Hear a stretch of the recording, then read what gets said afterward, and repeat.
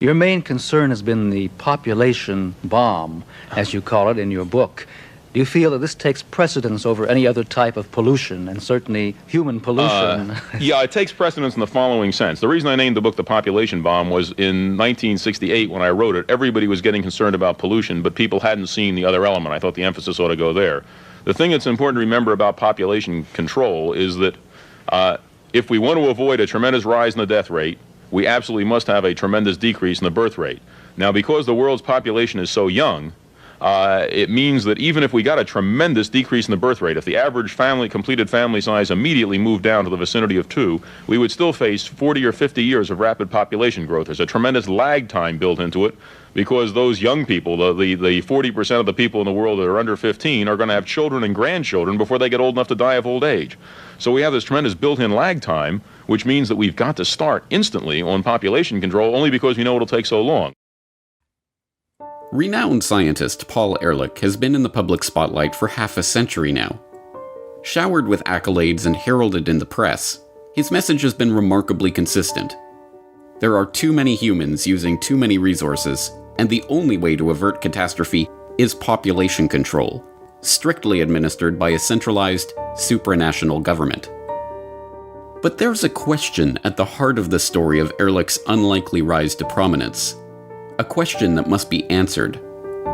Why is it that this entomologist has become such a superstar of science, received so many accolades and awards, and wielded such influence over the public conversation on population, despite being so remarkably, consistently, staggeringly wrong about the issues he presumes to lecture the public on?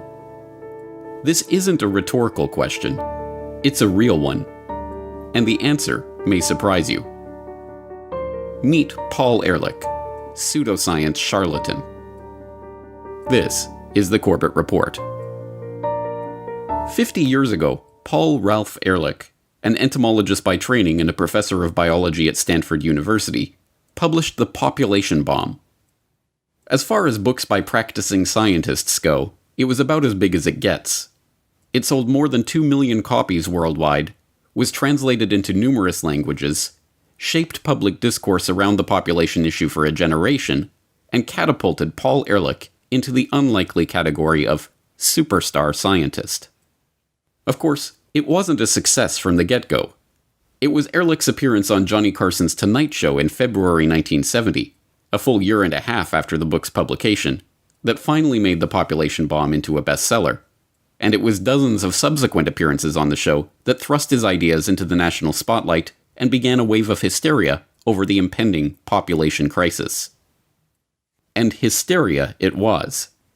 It may be difficult to remember, but fear of overpopulation was, for a time, one of the chief public concerns, constantly reinforced by all manner of cultural programming. The birth rate continued to rise, and the population grew, until now Gideon is encased in a living mass who can find no rest, no peace, no joy. Then why haven't you introduced any of the new techniques to sterilize men and women? Overpopulation, so long predicted, has stolen upon us. It's getting worse week by week. Because it has been agreed by the nations of the world that the earth can no longer sustain a continuously increasing population, as of today, childbearing is herewith forbidden. And our cities are going to be choked with people. They're going to be choked with traffic. They're going to be choked with crime. They're going to be choked with pollution. And they will be impossible places in which to live, and the explosions will be even worse. Listen to me, Hatcher. You gotta tell them, silent breed is people! Ehrlich was many things, but cautious and understated he was not. The Population Bomb opens with the lines, "The battle to feed all of humanity is over. In the 1970s, hundreds of millions of people will starve to death in spite of any crash programs embarked upon now." And it only got worse from there. As far as Petroleum goes, you all know that where the action is there. We're running out rapidly. Some estimates are it'll all be gone by the year 2000, and conflict over that is getting to be rather serious. You just got to remember this. There's no way out of the arithmetic. There will never be 7 billion people in the year 2000. Sometime in the next 15 years, the end will come. And by the end, I mean an utter breakdown of the capacity of the planet to support humanity. Incredibly, these predictions of doomsday are no mere aberrations in the career of an otherwise careful and understated researcher. In fact, they barely scratch the surface of the catalogue of Ehrlich's ridiculous and ridiculously wrong Chicken Little pronouncements. Speaking at the Institute of Biology in London in 1969, Ehrlich opined that, if I were a gambler, I would take even money that England will not exist in the year 2000. Population will inevitably and completely outstrip whatever small increases in food supplies we make, Ehrlich told Mademoiselle magazine in 1970. The death rate will increase until at least 100 to 200 million people per year will be starving to death during the next 10 years. And what of the decade after that? Writing about the Great Die-Off in the pages of The Progressive in April 1970, Ehrlich warned that 4 billion people would starve to death in the 1980s, including 65 million Americans. Most remarkable of all, decades of being spectacularly wrong have not stopped Ehrlich from continuing to spread his particularly distasteful brand of doom porn. He was back at it just this past March, assuring readers of The Guardian that overpopulation means that the collapse of civilization itself is a near certainty in the next few decades. If only Paul Ehrlich was an unsuccessful charlatan, barking his end-of-the-world predictions like a madman on a street corner, it may be possible to dismiss him as a harmless crank. But rather than being shunned as a charlatan, Ehrlich has been embraced by the respectable scientific community. He has been awarded the Crafoord Prize from the Royal Swedish Academy of Sciences, the World Ecology Award from the University of Missouri, the Distinguished Scientist Award of the American Institute of Biological Sciences, as well as prizes and awards from the Sierra Club, the World Wildlife Fund, the United Nations, and a slew of other organizations. He was awarded a MacArthur Prize Fellowship and became a Fellow of the Royal Society of London in 2012. He continues to deliver lectures around the world and is still sought after for comment on population and ecology issues by mainstream media outlets, and he currently holds the position of Bing Professor of Population Studies of the Department of Biology at Stanford University. But none of this, not the consistently wrong predictions, not the fear-mongering, not the accolades and career success, is as concerning as Ehrlich's ultimate solution for the problem of overpopulation that he claims to detail. Hi, my question is for Paul Ehrlich. Do you have any regrets about urging developed countries to use their political power to coerce vulnerable countries into drastic population control programs, having heard of the atrocities in India and China? Yes, definitely. If I were writing Van and I were writing the population bomb again today, we'd write it differently. Sometimes you make mistakes. I think that was a mistake. I don't think the recent thing that the Chinese... Are you going to have a question later on the Chinese policy change? No, please, you can go on. I'm not trying to censor what you say. No, that's all right. I think the main problem with the Chinese stopping, I think, their one-child family program is the moral hazard one. That is, the Chinese, it's not going to increase their family size very much. We know now that in the past, they probably would have gotten to the same place if they had not had the relatively coercive program. It's still much debated. But some of the things we did not recommend, we said these are the sorts of things that have been suggested or could be done. A good example is we said in one of our publications that it would be one of the things that might be good if you could do it safely and biologically safely would be to add something to the water supply, excuse my laryngitis, add something to the water supply that would make you have to take an antidote before you could have a baby. And everybody said, that's just terrible, that's ghastly. Ghastly? It'd get rid of the whole abortion problem, get rid of the whole unwanted child problem, make people make rational decisions. It's certainly one of the things that every government must pay great attention to is the size and composition of its population. It's probably the number one thing that should be in government policy. It at least is discussed in Australia. In the United States, you can't even dare discuss it. Protestations aside, forced sterilization programs were indeed something that Ehrlich discussed frequently and in great detail in his early work on the population issue. That is, before the public fully realized the horrors of his ostensible solution to the population crisis. In 1969, the New York Times reported how Ehrlich had told the United States Commission for UNESCO that the government might have to put sterility drugs in reservoirs and in food shipped to foreign countries to limit human multiplication.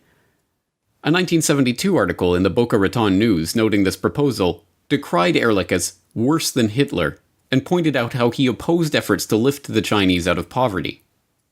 It also quoted him as suggesting that some form of world governance was going to be necessary to institute international policy planning to save the globe. But most damning of all is Ecoscience, a 1977 textbook co-authored by Paul Ehrlich, his wife Anne, and John P. Holdren, who would go on to become Obama's science czar. In this book, they not only double down on the idea of adding sterilants to the water supply, noting that no such sterilant exists today, and lamenting that it would have to clear a number of technical hurdles in order to be acceptable, but they actually go so far as to argue the constitutionality of population control and even forced abortions, concluding that such a practice could be sustained under the existing constitution. In this book, they also greatly elaborate on the type of world governmental body that would be required to enact a truly global population control program, calling it a planetary regime, which they describe as sort of an international super-agency for population, resources, and environment.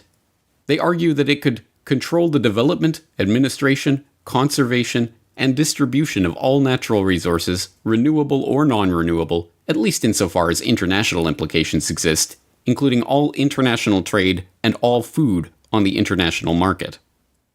The planetary regime might be given responsibility for determining the optimum population for the world and for each region, and for arbitrating various countries' shares within their national limits. Control of population size might remain the responsibility of each government, but the regime would have some power to enforce the agreed limits.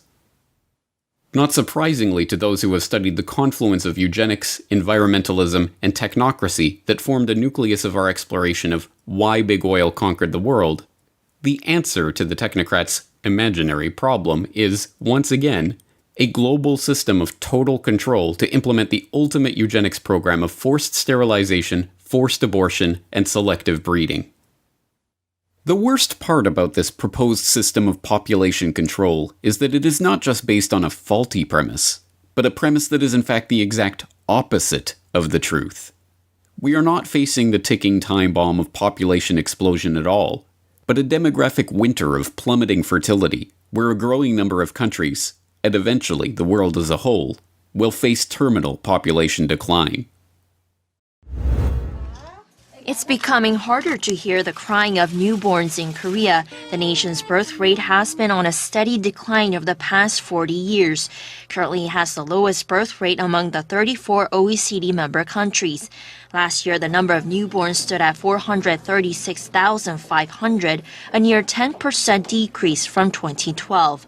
This means about 8.6 babies were born among a population of 1,000, the lowest since the year 1970, when the government first began recording population data. Italy is struggling to escape recession and bring down record-high unemployment. Even if it manages that, it may still face its biggest economic challenge ahead, which is having one of the lowest birth rates in the world and a rapidly aging population. Demographic time bomb is a huge threat, and the solutions to that aren't politically acceptable. Raise taxes, cut benefits, become more productive. Economists say Italy's problem is that more than a fifth of its population is now aged 65 years or over. And it's estimated that by the midpoint of this century, the population will have fallen by 16 million people. Japan's leaders are working on a raft of new measures to encourage citizens to get married and have children in a bid to boost the country's flagging birth rate. With fewer babies being born and a rapidly aging population, Japan is facing an unprecedented demographic crisis with vast social, economic and political repercussions. Spain has always had a low birth rate, but the impact of the financial crisis and high unemployment has further tipped the demographic balance. The number of births per year has dropped almost 13% since 2008. Today, the average household has just 1.3 children, and the average age for a woman to have her first child is 31. The world's most populous country has a dangerously low birth rate. A recent report from the Chinese Academy of Social Sciences says the fertility rate in China is now 1.4 children per woman, close to the global warning line of 1.3 or the low fertility trap. And it warns, once it slips into the trap, no country has ever returned to the replacement level. Fewer babies are being born in the United States. The latest birth statistics, released by the Centers for Disease Control and Prevention, show birth rates in this country are at a record low. Less than 4 million babies were born in the U.S. last year, the smallest number in 30 years. With its rapidly aging population, Greece is not only facing a demographic time bomb, its young generation is in the firing line of what a sociologist calls geniocide or annihilation. If a country is losing a creative young generation, they have no the means to reproduce itself. This will be a vicious cycle of degradation, of decline of the society. China, once seen as ground zero for the population bomb, is now leading the way into this new reality of demographic winter. Their one-child policy, hailed by population control advocates like Ehrlich, quickly turned into a socially disastrous epidemic of sex-selective abortion and infanticide. Now, its working-age population is shrinking, its retirement-age population is booming, and its 25 to 49-year-old population, responsible for new housing starts and most of the spending in the economy, reached its peak in 2014 and is now in permanent decline. Recognizing the demographic disaster that their attempts at population control helped bring about, the Chinese government officially dropped the one-child policy in 2015. Ehrlich's response? To call the move gibbering insanity from the Growth Forever gang. Japan's population is now shrinking and expected to drop under 100 million, a 20% decline, by the middle part of the century. If current trends continue, the Japanese people are expected to be extinct within the next 1700 years. Low birth rates and economic migration have hit Eastern Europe especially hard, with countries like Bulgaria expecting a 30% population decline in the coming decades. The birth rate in the United States has just hit a 30-year low, and future population growth is now projected to come from immigration, not new babies being born. Mexico, Italy, South Korea, country after country in every corner of the globe is now facing a population crunch due to a free fall in birth rates and fertility. While there are many factors that play into these trends, political, social, and economic, there are certain scientific factors discernible in the statistics that point to something more nefarious entirely. Since the 1950s, a growing body of scientific literature has documented a steady decline in sperm count of men in certain geographic areas, most notably in parts of Europe and North America. Although there is still vigorous debate over the cause and nature of this decline in semen quality, endocrine-disrupting chemicals such as phthalates that have been proven to disrupt sperm production in fish are being looked at as a potential cause. The bad news is that these offending chemicals are to be found in a bewildering array of products in the modern world, from sunscreen and cosmetics to shower curtains, frying pans, and even cheese. A new study reports significant declines in sperm count among men from Western countries, and scientists aren't sure why. The researchers found total sperm count in men from North America, Europe, Australia, and New Zealand declined by almost 60%, while sperm concentration dropped 52%. Declines in sperm count have been reported since 1992, but previous studies were criticized for small sample numbers and conflicting results. This new study takes a broader approach, looking at more than 7,000 studies from 1973 to 2011. These findings have wide implications for public health. Some synthetic chemicals can disrupt or block the functioning of testosterone in the body, permanently damaging the sexual development of male children. This disruption of the human body's own system may be the greatest unintended consequence of the 20th century's chemical revolution. A mass sterilization exercise. Kenyan doctors find anti-fertility agent in UN tetanus vaccine. And unfortunately, this is not new. And it's actually something that has been in the works since the 60s. And it's happened in multiple other countries. And it's horrifying that they're doing this. This is what's going on. Right now, Kenya's Catholic bishops are charging 2 United Nations organizations with sterilizing millions of girls and women under the cover of an anti-tetanus inoculation program that's sponsored in part by the Kenyan government. They are administering this tetanus toxoid vaccine to 2.3 million girls and women. It's sponsored through the World Health Organization and UNICEF, and they've sent 6 samples of these vaccines to 2 different labs, and both of them have come back conclusively that these vaccines are positive for HCG antigens. All of these vaccines are laced with HCG.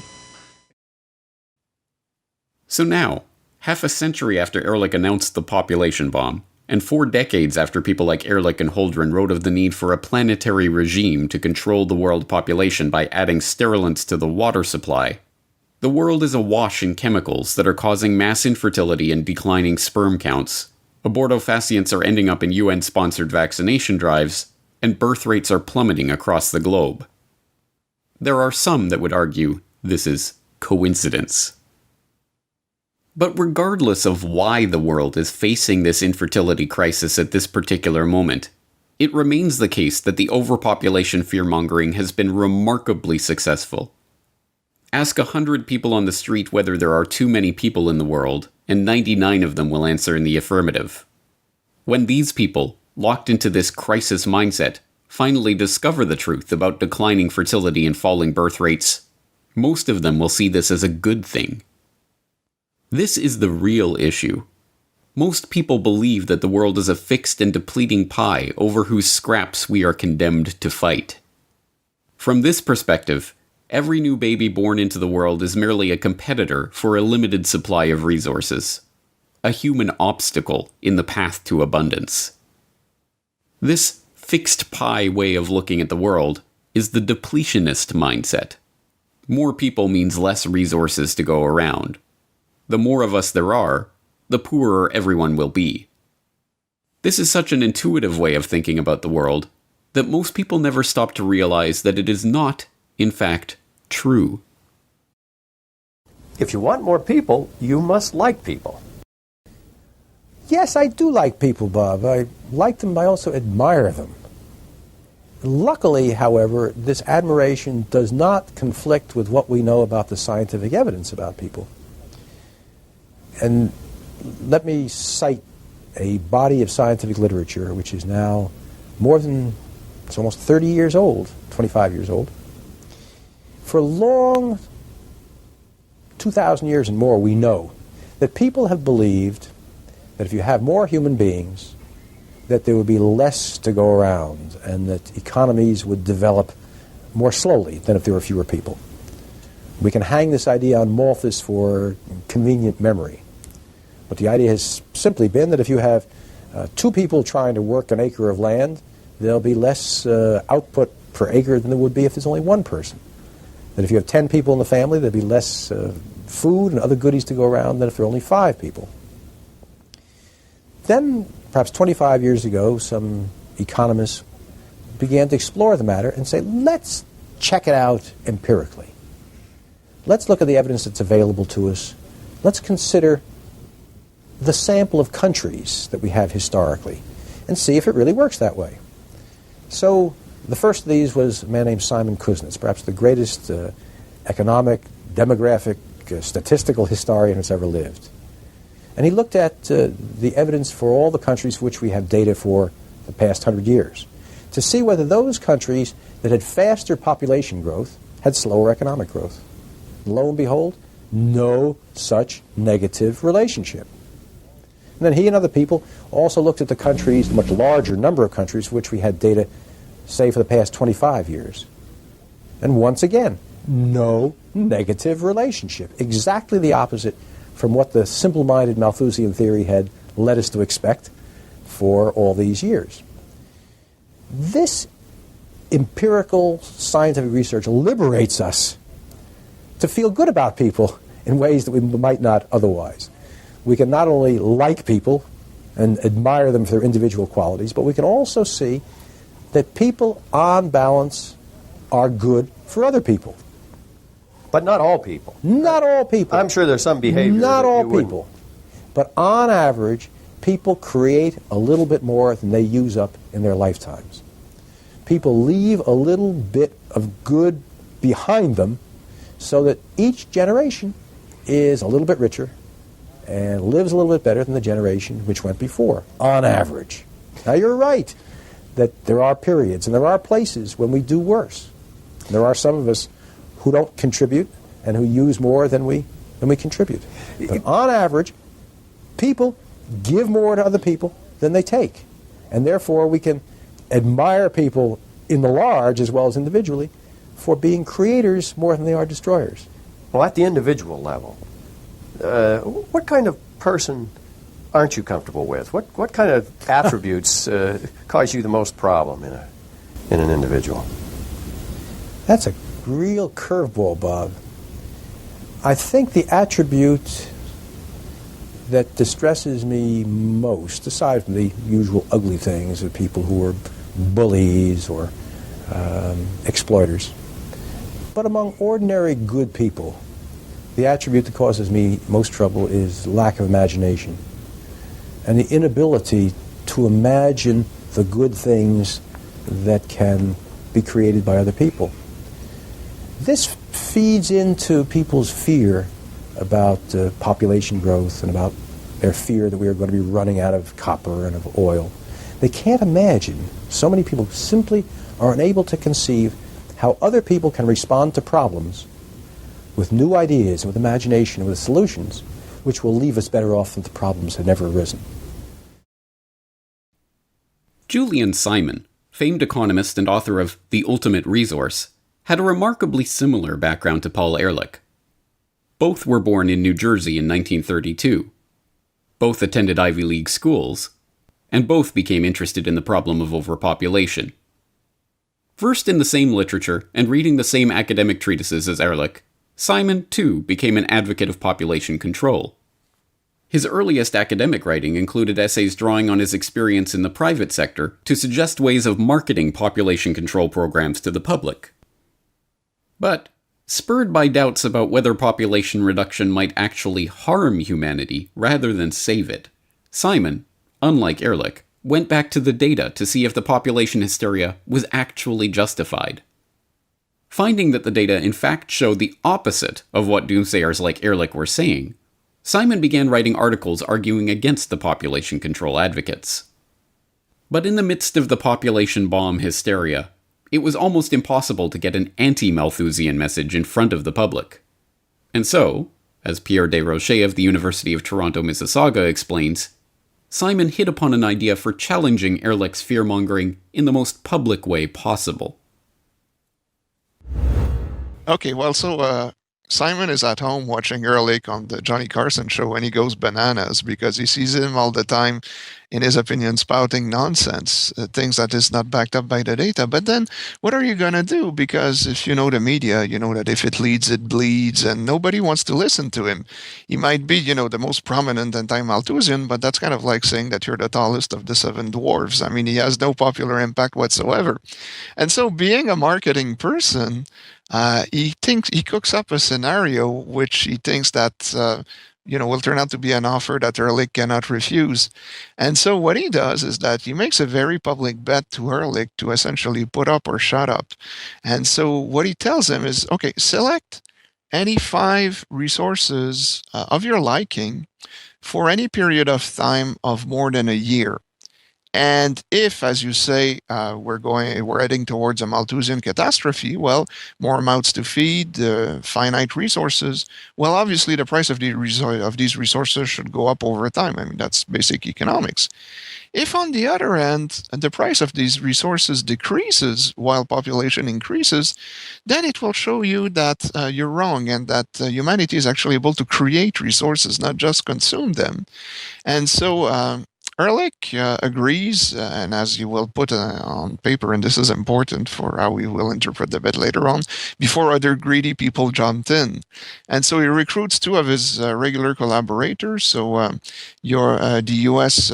science czar in the Obama administration, John Aldrin, who was kind of a young protege of him, and another fellow at Berkeley, John Hardy, a physicist. And so Ehrlich consults not only his two collaborators, but other prominent Malthusian, and he asks them, okay, what are the commodities that are really likely to see a shortage in the coming years? And so he settles on the 5 commodities that you mentioned before. And so the idea is that, okay, they will in theory buy $2,000 of these commodities in late September 1980. And 10 years later, if the price of these commodities has gone up, Simon will pay them the difference. But if the price of these commodity goes down, then Simon will pay them the difference. And so it turns out that in October 1990, Paul Ehrlich wrote a check of about $570 to Julian Simon, put it in an envelope, and again, for young people, you put a paper check in a paper envelope, you put it in a mailbox. And so in mid-October 1990, Julian Simon finds in his mailbox a check written by Paul Ehrlich with nothing else. Ehrlich never acknowledges that his perspective might have been wrong. He honors his bet, but that's it. And then he goes on saying that, stupid people can be wrong sometimes. The world will never run out of imbecile. And he's very rude to Simon and always refuses to engage him in a public debate. So Simon won his bet with him. For years, asked Ehrlich to debate him on stage, on TV, anywhere. He would agree to anything. And Ehrlich never had the guts, or would never demean himself, if you look at it from his perspective, to debate someone like Julian Simon. The Simon-Ehrlich wager is now remembered as the bet of the century, and a decisive victory for the anti-Malthusian mindset. But the real importance of the bet is often lost in the interpretation. The change in price of these commodities, copper, chromium, nickel, tin, and tungsten, was never meant to be more than an imperfect economic measure of a much more important underlying truth. That the most important resource in the world, the ultimate resource in Simon's formulation, is not chromium or tin or any other physical commodity, but human ingenuity itself. All right, a fascinating story in so many ways, and interesting, I think, for the characters of these two people, but perhaps more importantly for the ideas underlying this wager. So let's flesh that out a little bit for people who didn't quite catch this. So what is the ramification of commodity prices going up in 10 years or going down? Why is this important to population? Okay, well, that's an imperfect measure, and Simon is the first to acknowledge that, but he settles on this particular indicator because, again, he's trying to get Ehrlich to actually take the bait. And so, again, you've got to understand basic economics. You've got supply, you've got demand, and so the more commodity is sought after, the more its price should rise because, more people are willing to bet on it and what have you. And so what is remarkable about the history of commodity prices is that in the last 2 centuries, as the human population went from roughly 1 billion people 2 centuries ago to over 7 billion today, the price of virtually all commodities in a market economy, and this is important, and Simon insisted on that, the price of the commodity must not be overregulated by government. The price of all commodities, despite the fact that huge quantities of them are consumed in increasing quantities over time, the price of all these commodities has been either stable for long periods of times or has gone down. Now, of course, you've got cyclical swings in the market, and so one could argue that if the bet had taken place between at a different time period, Ehrlich would have won a few times. But the point that was always made by Simon and others is that if you take the longest perspective possible on any commodity, all these cyclical swings are not significant. In the long run, the trend is really down. And what that means, in essence, is that resources, even the non-renewable ones, are not just a fixed amount of stuff that you have in the ground, but are created by the human brain. And so petroleum, for example, would be a case in point. So throughout human history, people noticed in a few places on the earth, petroleum seeping out of the ground, and sometimes they would collect it for a number of reasons. But really, the modern petroleum industry begins in the late 1850s in western Pennsylvania with Colonel Drake, who knows that petroleum can be used to develop kerosene, which is a substitute for whale oil, which are actually becoming scarce at the time. And so he brings a few people with him, and they begin to drill close to the natural oil seepages of western Pennsylvania. And so they use a technology that was first used in salt mining. They can go down about 70 feet, and that's about as deep as they can go. And lucky enough, they drill, I'm told, because I've been there, they drill in the one spot where they could actually get oil that way. And so what's interesting is that obviously all smaller deposits are finite, but over time what the petroleum industry does in the next century and a half is to create new technologies that allows humans to expand the resource base of a finite thing, which is petroleum. So over time, new deposits are found, but also new technologies are developed to go get oil to the, you go 4 miles offshores, 2 miles below sea level, then another 2 miles down, then another 4 miles in one or another direction. And the cost of getting oil that way is about the same as it was in the late 1850s, when with the primitive technologies of the time, you could only go about 70 feet underground. So I don't know if you'll show this image, but, there is obviously a finite amount of petroleum on Earth. We don't know how much, but we first begin drilling for the most easily available resources, and then we expand over time with new technologies. But the mistake that people like Ehrlich make is to think that, well, of course, we skim the best deposits first, and as a result, the price of extracting the resource will increase over time. Whereas Simon and people of his mindset will point out, well, no, look at the historical data. The price is not going down. It's not only not going up, it's often going down. And that's because on the one hand, you've got the type of deposits that you have access to. On the other, you've got the new technologies to access those deposits. And what human history teaches us, even in the world of non-renewable resources, is that the human brain, our capacity to come up with new ideas, always more than make up for the fact that we're tapping into increasingly less interesting deposits. And so with new technologies, you can actually extract petroleum, which might seem more difficult to reach than previous deposits. You can access it more easily and extract it more profitably, or at least at a lower cost than before. And so you must always look at the kind of physical stuff that is around you, but you must never forget the capacity of the human brain to develop technologies to tap into those resources ever more efficiently, which is why Simon referred to the human brain as the ultimate resource. Ultimately, what is around us is not what matters. There was coal for long before human beings came along, natural gas, iron ore, but this physical stuff only became a resource through the development of human technologies that allowed our ancestors to turn otherwise worthless stuff into things that are valuable, and to do it increasingly efficiently over time. And in the context of a market economy, Simon and others will tell you, you've got a few things happening. You've got a feedback mechanism, which is the price system, which tells you that when the price of a resource temporarily goes up, there might be a war, there might be a shortage, there might be a new demand for a particular resource. Well, this tells people to look for more of the stuff, to use it ever more efficiently, and to develop substitute. And through the combination of these three forces triggered by the price mechanism, humanity has been able to expand its resource base. And after almost 2 centuries of industrialization, we've never not only run out of theoretically depletable resources, we've got more resources than ever before.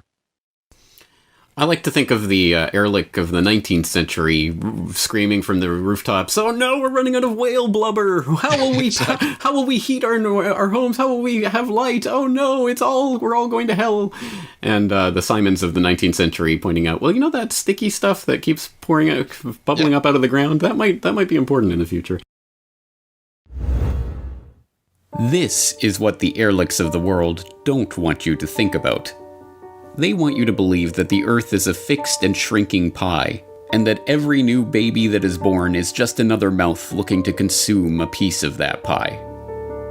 In reality, we live on a vast and expanding pie, made larger in each and every generation since Thomas Malthus started spreading his Chicken Little population propaganda by the very thing that these Malthusians hate the most: people. Babies are not a burden on the planet, not a cancer that must be eliminated from the face of the earth, but our most precious resource. Among the babies being born today are the inventors and explorers of tomorrow, the artists who will enrich our lives, and the visionaries who will help us to see the world in a way we can't even imagine yet. They will create new technologies that make hitherto unknown and unthinkable resources available to us, and will help to lift billions more out of abject poverty, just as billions have been lifted out of poverty in the decades since Ehrlich first started warning us that the sky was falling. Ehrlich and the other population fearmongers have been wrong in each and every generation since Malthus started predicting famines and the collapse of civilization 2 centuries ago. And they will continue to be wrong until the world, realizing that the human brain is the only resource that really matters, stops giving charlatans like Ehrlich awards, and starts concentrating on the demographic winter that is the real threat to humanity. The Corbett Report is brought to you by the Data DVD series. From 2007 to 2016, each set of Data DVDs contains every podcast, every article, every video, and every interview from that year of the website. Celebrate the Corbett Report's decade of alternative media dominance by owning it all, only on these Data DVDs. For more information, please go to corbettreport.com/datadvd. You just got to remember this. There's no way out of the arithmetic. There will never be 7 billion people in the year 2000.